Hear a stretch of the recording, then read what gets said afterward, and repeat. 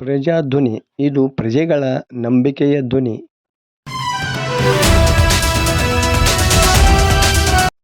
ಇನ್ನು ಕೆಲವೇ ದಿನಗಳಲ್ಲಿ ಲೋಕಸಭಾ ಚುನಾವಣೆಯ ಒಂದು ಫಲಿತಾಂಶ ಹೊರಬೀಳಲಿದೆ. ಈ ಹಿನ್ನೆಲೆಯಲ್ಲಿ ಲೋಕಸಭಾ ಫಲಿತಾಂಶದ ನಂತರ ರಾಜ್ಯದ ಜಿಲ್ಲಾ ಪಂಚಾಯತಿ, ತಾಲೂಕು ಪಂಚಾಯತಿ ಹಾಗೂ BBMP ಸಂಸ್ಥೆಗಳಿಗೆ ಚುನಾವಣೆ ನಡೆಸುವುದಾಗಿ ಉಪಮುಖ್ಯಮಂತ್ರಿ DK ಶಿವಕುಮಾರ್ ಅವರು ಮಾಹಿತಿ ಹೊರಹಾಕಿದ್ದಾರೆ. ಕಳೆದ 2 ವರ್ಷಗಳಿಂದ ಜಿಲ್ಲಾ ಪಂಚಾಯತಿ ಹಾಗೂ ತಾಲೂಕು ಪಂಚಾಯತಿಗಳಿಗೆ ಚುನಾವಣೆ ನಡೆದಿಲ್ಲ. ಇದರಿಂದಾಗಿ ಆದಷ್ಟು ಬೇಗನೆ ಸ್ಥಳೀಯ ಸಂಸ್ಥೆಗಳಿಗೆ ಚುನಾವಣೆ ನಡೆಸುವ ಅಗತ್ಯವಿದೆ. ಕಾರಣ, ಕಾರ್ಯಕರ್ತರು ತಮ್ಮ ತಮ್ಮ ಕ್ಷೇತ್ರದಲ್ಲಿ ಬೂತ್ ಮಟ್ಟದಿಂದಲೇ ಪಕ್ಷವನ್ನು ಸಂಘಟಿಸಿ ಆಯಾ ಕ್ಷೇತ್ರದಲ್ಲಿ ಉತ್ತಮ ಫಲಿತಾಂಶವನ್ನು ಪಡೆಯಲೇಬೇಕಾದ ಅಗತ್ಯತೆ ಇದೆ.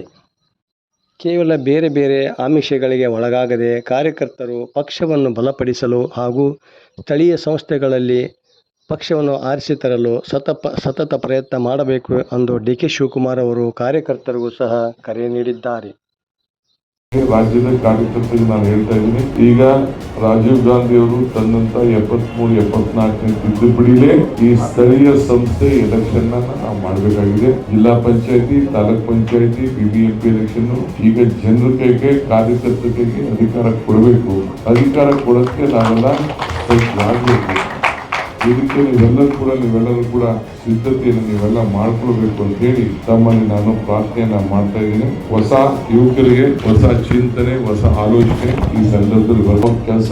ಬರೀ ಕಾರ್ಡ್ಗೋಸ್ಕರ ಬಂದು ಇಲ್ಲಿ ಆಫೀಸ್ ಬರಲ್ಲ ಅಂದ್ರೆ ನಿಮ್ ಮನೇಲಿ ಇಟ್ಕೊಂಡಿರಿ. ಯಾರು ಇಲ್ಲಿ ಲೀಡರ್ ಆಗ್ಬೇಕು ಅಂತಿದ್ದೀರಿ, ನಿಮ್ ಬೂತ್ ಅಲ್ಲಿ ನೀವು ಅಟ್ಲೀಸ್ಟ್ ನಿಮ್ ಬೂತ್ ಅಲ್ಲಿ ನೀವು ಮೆಜಾರಿಟಿ ಕೊಟ್ಟಿಲ್ಲ ಅಂದ್ರೆ ನೀವು ನಾಯಕತ್ವ ಯಾರು ಕೂಡ ಕೇಳಬಾರದು. ಫಸ್ಟ್ ನಿಮ್ಮ ಬೂತ್ ಅಲ್ಲಿ ನೀವು ಲೀಡರ್ಶಿಪ್ ತಗೋಬೇಕು. ನೀವು ಎಲ್ಲಿ ವೋಟ್ ಹಾಕ್ತೀರಿ ಆ ವೋಟ್ ಅಲ್ಲಾದ್ರೂ ಬೂತ್ ಅಲ್ಲಾದ್ರೂ ಕೂಡ ನಿಮ್ಮ ಜನಕ್ಕೆ ನಿಮಗೆ ಪಕ್ಷ ಇರಬೇಕು.